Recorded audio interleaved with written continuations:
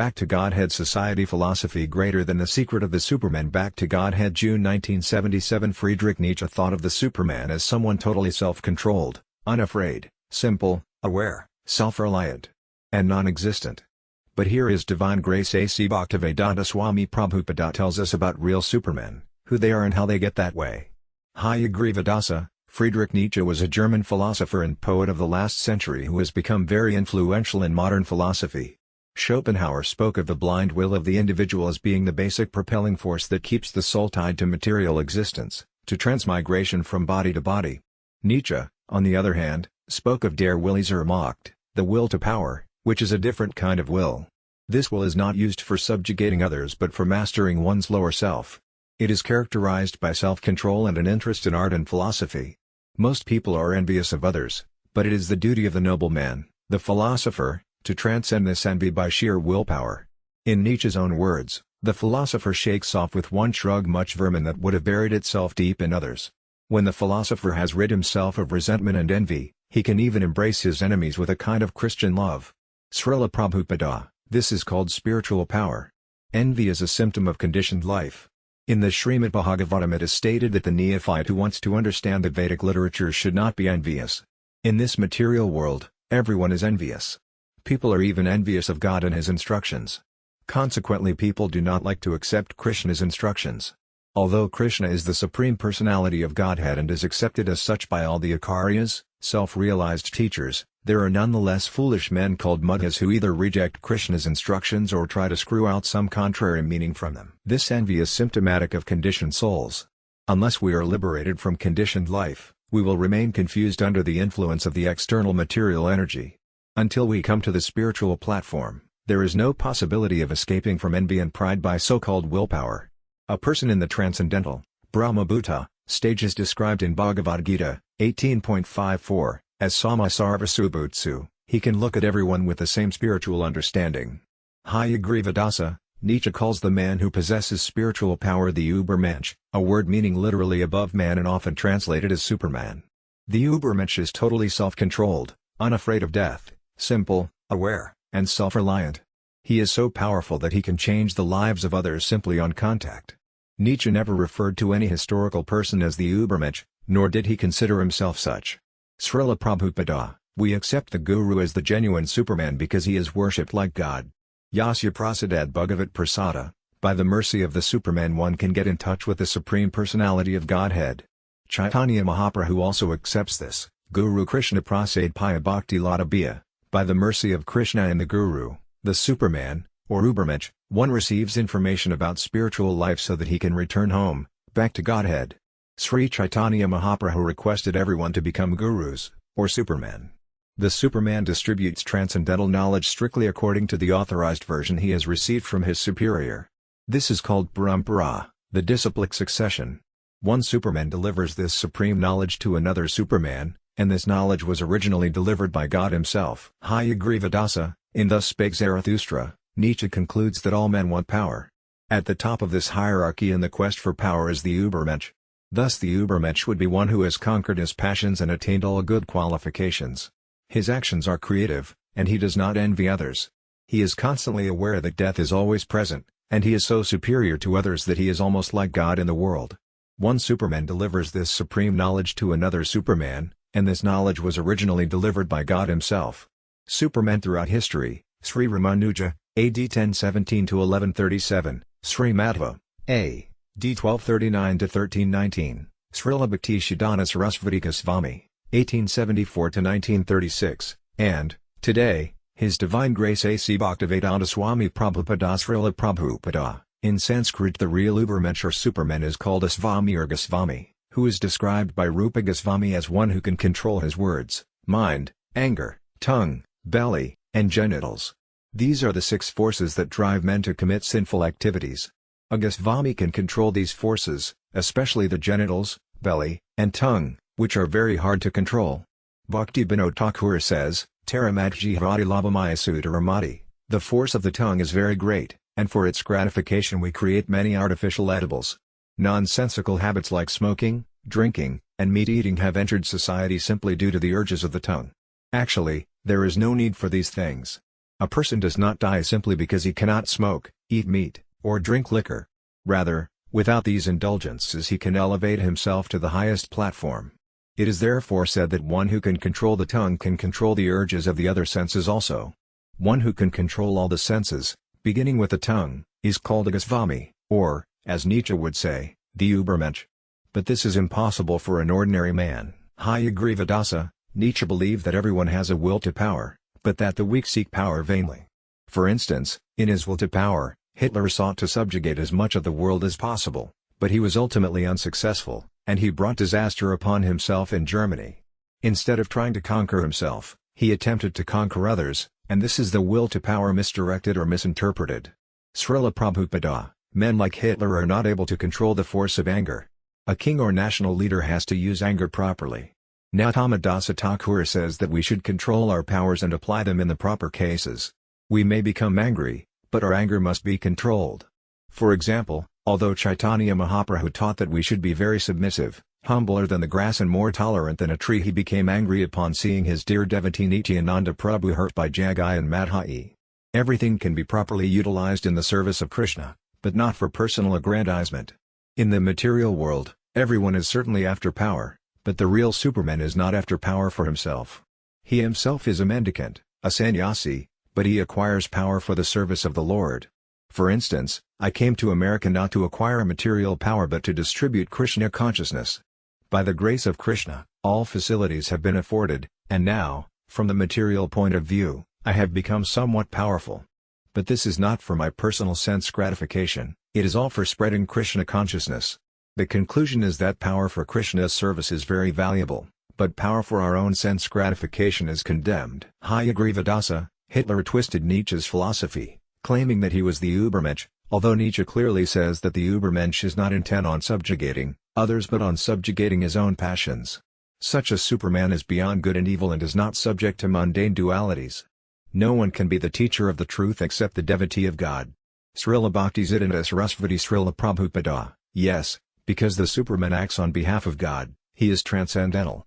At the beginning of the Bhagavad Gita, Arjuna was thinking like an ordinary person in his reluctance to fight. From the material point of view, nonviolence is a good qualification. Arjuna was excusing his enemies, although they had insulted him and his wife and usurped his kingdom. He pleaded before Krishna that it would be better to let them enjoy his kingdom. I am not going to fight.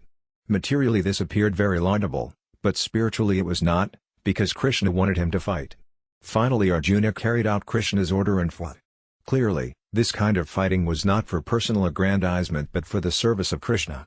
So by using his power for the service of the Lord, Arjuna became a Superman. Hayagriva in his writings on religion, Nietzsche expressed a dislike for the nihilism of the Buddhists and the caste system of the Hindus, especially the Hindu treatment of the untouchables. Srila Prabhupada, that is a later concoction by the caste Hindus. The true Vedic religion does not speak of untouchables. Chaitanya Mahaprabhu himself demonstrated his system by accepting so-called untouchables like Haridasa Thakura, who was born in a Mohammedan family.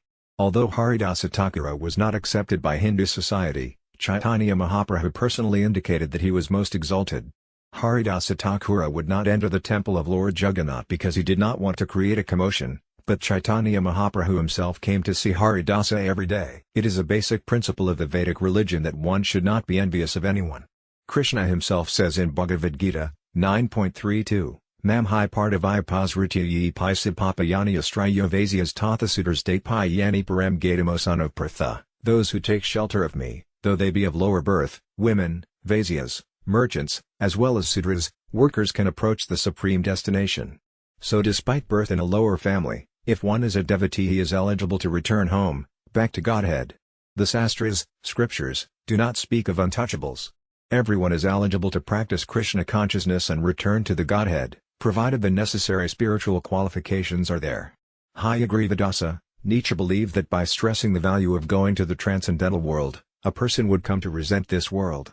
He therefore personally rejected all formal religions. Srila Prabhupada, this material world is described as a place of suffering, dukkha-laya.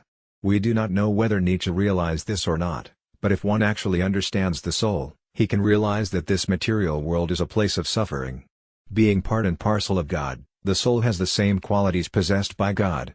God is Saksidananda Vigraya, eternal, full of knowledge and bliss, and the living entities in the spiritual world have the same nature.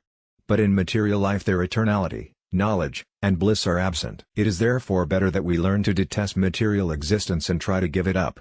Paramtrastvanivartate. The Vedas enjoin that we understand the spiritual world and try to return there. Tamasa Majyotirgamaya. The spiritual world is the kingdom of light, and this material world is the kingdom of darkness. The sooner we learn to avoid the world of darkness and return to the kingdom of light, the better it is.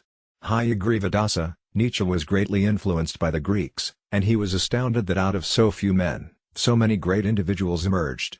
He attributed this to their struggling with their evil instincts, and he thought that even today, with the help of favorable measures, great individuals might be reared who would surpass all others.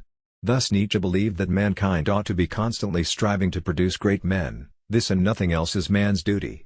Srila Prabhupada. Everyone is trying to be a great man, but one's greatness is genuine when he becomes God-realized. The word Veda means knowledge, and a person is great when he is conversant with the lessons of the Vedas. The object of knowledge, as described by Bhagavad Gita, is God or the Self. There are different methods for self-realization. However, since every individual is part and parcel of God, if one realizes God, he automatically realizes himself. God is compared to the sun. If the sun is out, we can see everything very clearly. Similarly, in the Vedas it is said, Yasmin Vinate Sarvam Evam Vinatam Bhavanti, by understanding God, we understand all other things. Then we automatically become jolly. Brahmabhuta Prasanatma. The word Prasanatma means jolly. At that time, we can see that everyone is exactly like ourselves, Sama Sarva Subhutsu, for everyone is part and parcel of the Supreme Lord. At this point, service of the Lord begins, and we attain the platform of knowledge, bliss, and eternity. Hayagrivadasa. Nietzsche was emphatic in stating that there has never yet been a Superman. He writes, all too similar are men to each other. Verily, even the greatest I found all too human. Nor does the Superman evolve in the Darwinian sense. Nietzsche thought the Übermensch a possibility at present if man uses all his spiritual and physical energies. He wrote, dead are all the gods, now do we desire the Superman to live. But how is the Übermensch possible without an object for his spiritual energies? Srila Prabhupada. We become Superman if we engage in the service of the Supreme Person. The Supreme Being is a person, and the Superman is also a person. Nityo Nityanam Satanas Satanyanam. God is the chief amongst all personalities. The Superman has no other business than carrying out the orders of the Supreme Being. Krishna, or God, wants to make everyone a Superman. He therefore orders, Sarva Dharman Parityajyamam Ekam Sarnam Vraya, give up everything and simply surrender to me, BG. 18.66.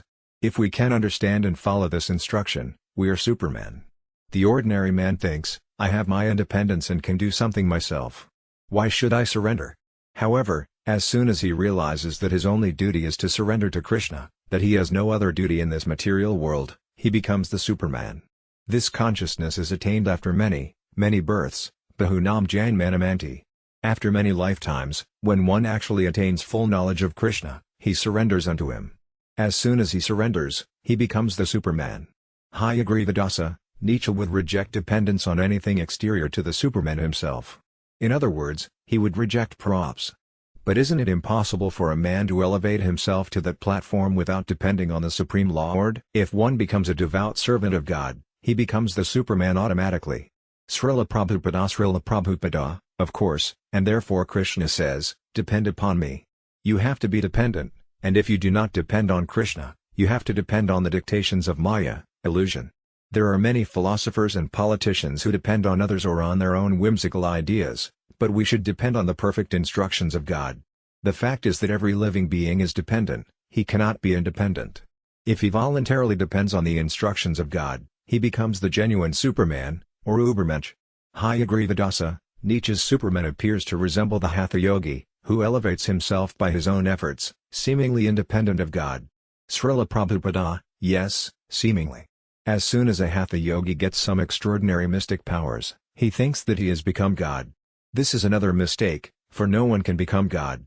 A yogi may attain some mystical powers by practice or by the favor of the Lord, but these powers are not sufficient to enable him to become God. There are many who think that through meditation or Hatha Yoga it is possible to become equal to God, but this is another illusion, another dictation of Maya. Maya is always saying, why depend on God? You can become God yourself. Hayagrivadasa. Independence seems to be central to Nietzsche's philosophy. In a sense, his Superman is somewhat like Hiranyakasipu, who performed so many penances to gain immortality and who made the demigods tremble to see his austerities. Srila Prabhupada, yes, and ultimately he was outwitted by the Supreme himself. Actually, it is not good to struggle for material power and control over others. If one becomes a devout servant of God, he becomes the Superman automatically and acquires many sincere followers. One does not have to undergo severe austerities, everything can be mastered in one stroke. Hayagrivadasa, and what of sense control? Srila Prabhupada, if one becomes a devotee of the Supreme Lord, he controls his senses automatically, but he never thinks that he has become God, or the Supreme Controller. Hayagrivadasa, one last point on Nietzsche. He believed in what is called eternal recurrence, that is, after this universe has been destroyed, it will be repeated again after many eons. Srila Prabhupada, in Bhagavad Gita it is stated, Bhutva pralayate, this material world is created at a certain point, maintained for a certain period, and then destroyed, BG 8.19. This material world is created for the conditioned soul, who is put here in order to learn his position as the eternal servant of God. Lord Brahma, the first created being in the universe, is given the Vedic instructions, and he distributes them through the disciplic succession, which descends from Brahma to Narada, from Narada to Vyasadeva, from Vyasadeva to Sukadeva Goswami, and so on. These instructions enjoin the conditioned soul to return home, back to Godhead. If the conditioned soul rejects these instructions, he remains in the material world until it is annihilated. At that time he remains in an unconscious state, just like a child within the womb of his mother. In due course of time his consciousness revives, and he again takes birth. The point is that anyone can take advantage of the Vedic instructions, become a Superman or Ubermensch, and go back to Godhead. Unfortunately, the conditioned living entities are so attached to the material world that they repeatedly want to take up material bodies. In this way history actually repeats itself, and there is again creation, maintenance, and destruction.